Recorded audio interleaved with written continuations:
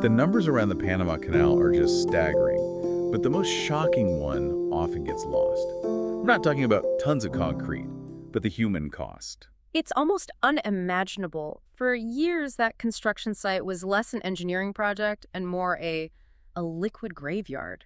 It claimed thousands upon thousands of lives from yellow fever and malaria. And that was before the first American shovel even hit the dirt. It's the ultimate paradox of modern achievement, really. The vision is immense, linking the world's two great oceans, but it's matched by the scale of the financial ruin and the colonial violence that made it happen. Which brings us to our core question for today. How does an author even begin to narrate a colossal feat of triumph without, well, sanitizing the financial schemes, the political maneuvering, and the mass death that were essential to it? And that's exactly what we're going to explore with David McCullough's incredible work, The Path Between the Seas. We want you to enjoy a bold new take on book coverage with this extended analysis. This is more than just a summary, though. We include that too. Right. This feature examines how the author shapes his argument, how he builds influence, and how he earns, or maybe loses, your trust. It gives you the tools to read with sharper insight and greater discernment. So, should you read this book? This should absolutely help. It's also fantastic for aspiring writers who are trying to balance that line between drama and documentation. And if you find this expanded format valuable, we'd really love to hear from you. Your feedback helps guide our future content. One quick note before we jump in. Yes. You are experiencing a unique two-host AI conversation powered by Google's Notebook LM for deeper, more dynamic book analysis. So let's set the stage. We're diving into McCullough's history, which sweeps from the very first audacious concept of a canal. Through that disastrous, disease-ridden French attempt, the one led by the hero of the Suez Canal, Ferdinand de Lesseps. And all the way up to the successful American construction, which spanned from about 1870 to 1914. The book's timing is so important here. It was published in 1977, right in the middle of this intense national debate about America's role in the world. And specifically, the debate over returning the canal zone to Panama. Exactly. So this wasn't just a history book. It was an indirect commentary on the politics of the day. McCullough had to write a history that respected the triumph of American engineering while squarely confronting the morality of its geopolitical origin. Okay, so let's start at the foundation. Credibility. How does McCullough, taking on a project this vast, covers diplomacy, disease, finance, and engineering, how does he establish the ethos, the trust he needs to guide a reader? Well, he already comes to the table with a huge reputation. He had already written masterpieces like the Johnstown Flood and the Great Bridge. So he was a known quantity. A very trusted one. But beyond his fame, his writing style itself builds that trust. Critics at the time immediately recognized his meticulous, his prodigious research. So it doesn't read like a dry academic paper. Not at all. He bridges that gap between academic rigor and popular, accessible history. The documentation is palpable on every page, but it doesn't get in the way of the story. And winning the National Book Award for this work must have helped solidify that trust. But as we've talked about, real credibility is more than just research. It's about intellectual honesty, the ethos of fairness. Absolutely. And the single most defining move in The Path Between the Seas is its refusal to simplify the story. McCullough consistently avoids speculative claims. And he doesn't let the anecdotes take over. Which is critical because this story has thousands of incredible anecdotes, but he never lets them overwhelm the core, complex narrative. So what does that fairness actually look like in the book? It must mean resisting the urge to tell a simple, single-hero story. Precisely. Especially given the American success at the end. If he had just focused on the American triumph, the book would have been dismissed as jingoistic. So he starts with the failure. He dedicates a vast amount of space to the French failure. He details the hubris of de Lesseps, the massive financial corruption that doomed that first attempt. Then he layers in the key roles of the Caribbean laborers and the Panamanian political actors. So by doing that, he's basically making a contract with the reader. He's saying, I am committed to intellectual honesty, even if it messes up the clean narrative of American ingenuity. That's the rhetorical signal, for sure. And the tone supports this perfectly. It's measured, it's admiring when he talks about the grit and innovation of the engineers. But he immediately tempers that admiration with this sober, almost elegiac tone when he discusses the financial ruin of the small French investors and, of course, the catastrophic mass worker mortality. He maintains that dual focus relentlessly. That measured tone must have been crucial for addressing the book's political context back in '77. He had to acknowledge the achievement. While insisting that the human cost and the questionable geopolitical origins could not be ignored, it allows the book to challenge that simplified American success story without throwing the whole technical achievement away. The moment required nuance, and the tone delivered it. Let's pivot to the logical structure, the logos. Because handling this multi-layered story, diplomacy, geology, public health, finance, without it just collapsing into chaos, is a monumental achievement in itself. What holds it all together? The book is built on a really clear three-part logical framework that traces a direct causal chain. Okay, so part one. The French effort and its spectacular demise.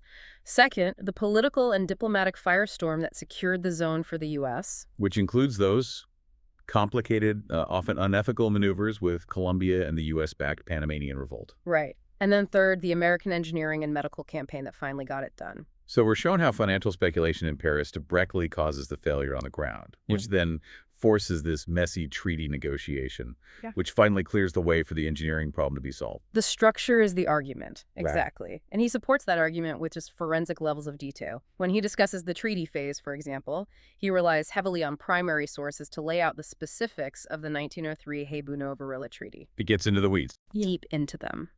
The $10 million payment, the immediate creation of a U.S. sovereign zone. He shows precisely how that political bargain created the stability needed for the logistical push that followed. And then when we get to the American phase, the engineering details are just so dense. You hear about the complexities of the Culebra Cut, which was basically a 9-mile trench through the Continental Divide. And the geological nightmares it created with constant landslides. The Culebra Cut, later renamed the Gaillard Cut, is almost a character in the book. An antagonist. For sure. And McCullough uses these details to create implicit arguments. For instance, he contrasts the manic-depressive public and financial attitudes, which were fueled by the French failure and the huge investment risk, with the cool perseverance of key American engineers. That contrast is subtle, but it's so powerful. So he's not just listing who did what. He's structurally elevating steady competence and scientific discipline, personified by people like John Stevens and George Goethals, over the flashiness and hubris of speculative risk and figures like de Lesseps. The structure argues that success is quiet, collective, and pragmatic. It absolutely is. He links the financial schemes and the backroom deals to the challenges of pouring the Gatun Dam, showing that the physical achievement was totally contingent on solving a dozen non-engineering problems first. Speaking of structure and a perspective, this kind of critical examination requires stepping back for some context. If you find this detailed analysis valuable and want to dig into other major works of history, literature, or science, then you should check out Mindful Moments, our YouTube channel. It offers AI book analysis, summaries, and critiques, all designed to inspire reflection and rational thought. So let's move from the book's logical spine to its emotional core, the pathos. It's astounding how a book packed with technical specs can be so moving. And the emotional weight doesn't come from dramatic pronouncements. It comes from the ground-level reality of it all. It comes from his focus on the individual lives, specifically the laborers. The book never loses sight of the tens of thousands of workers, mostly from the West Indies and the Caribbean, who faced just brutal tropical conditions, the constant threat of accidents with steam shovels, and the sheer inevitability of yellow fever and malaria. That section on disease is where the emotional narrative really peaks. It is. McCullough vividly captures the initial terror under the French, where the hospital was basically a death sentence, and then the transformation under Dr. William Gorgas, who focused on eradicating mosquitoes. That shift from mass death to a public health success story provides a necessary emotional resolution. But only after honoring the thousands who are already lost. And that choice, to explicitly frame the work as honoring the tens of thousands who labored and died, gives moral weight to what could otherwise be just an abstract story of progress. It resists a purely celebratory imperial narrative. This is where the canal becomes more than an engineering marvel. It becomes a moral and political text. The big themes become crystal clear. The raw driving force of capitalism and speculative finance, and the destructive dynamics of colonialism. But let's challenge the book a bit on this moral front. The analysis notes a limitation. While he acknowledges the suffering, the book doesn't fully thunder the voices of the Panamanian or Afro-Caribbean people themselves, whose lives were completely upended or destroyed by this project. So does his measured, document-focused tone risks sanitizing the sheer brutality they faced. That's a valid critical perspective, for sure. A more contemporary history might demand that more agency be given to those local voices. However, for 1977, McCullough's move was really significant. In what way? By insisting on documenting the exploitation and suffering, he pushed back forcefully against the standard historical tradition that just completely ignored them. He critiques those narratives that treat the interests of great powers, France and America, as being inherently self-justifying. Exactly. By focusing on the small French investor who lost everything and the Caribbean laborer who lost their life, he forces the reader toward a more universalist ethic of dignity.